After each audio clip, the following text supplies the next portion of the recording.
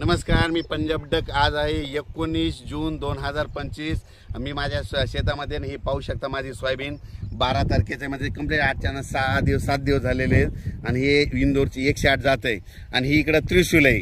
या त्रिशूलचा नंतर तुम्हाला हिडो दाखवणार आहे, पण ती देखील उगवून आली आणि 108 देखील उगवून आलेली आहे आणि या ठिकाणाहून महाराष्ट्रातल्या शेतकऱ्याला अंदाज देणार आहे।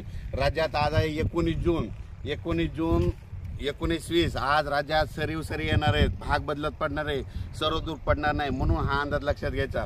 बरेच जणांना वाटतं की सगळीकडे पाऊस पडा, पण सगळीकडे नाही तर सांगाव कसा, म्हणून सर्व शेतकऱ्याला सांगू इच्छितो आज 19-20 2 दिवस भाग बदलत पाऊस पडणार आहे, सरी येणार आहे, दुपारनंतर सरी सुरू होणार आहे, म्हणून हा अंदाज लक्षात घ्यायचा।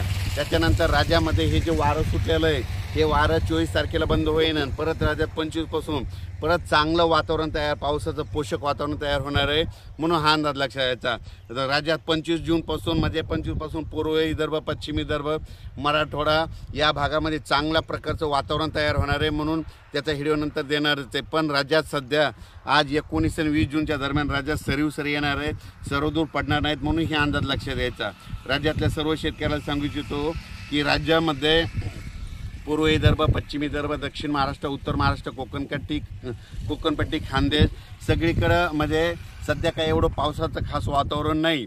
फक्त राज्यामध्ये फक्त तुरळक ठिकाणी सरी येणार आहे असा पाऊस आहे आणि पुण्याकडे मात्र तिकडं तर मात्र 3 दिवस झालं रिमझिम चालूच आहे, म्हणून त्यांच्यासाठी तुम्हाला सांगतो की तिकडं रिमझिम चालूच राहणार आहे। पण मराठवाड्यामध्ये मात्र सरी येणार आहेत, म्हणून हा अंदाज लक्षात घ्यायचा।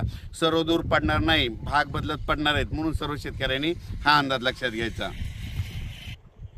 महाराष्ट्रामध्ये अशी परिस्थिती झाली, काही जिथं पडला पाऊस तिथं खूपच पडला, काही शेतकऱ्याच्या पेरण्या राहिल्या, त्या शेतकऱ्यांचे फोन येतात, मग कधी करावं। तर तुम्हाला एक सांगू इच्छितो, आता म्हणजे जूनच्या शेवटच्या आठवड्यात एकदा वातावरण तयार होणार आहे, त्यावेळेस तुम्ही पेरणीचा निर्णय स्वतःच घ्यावा।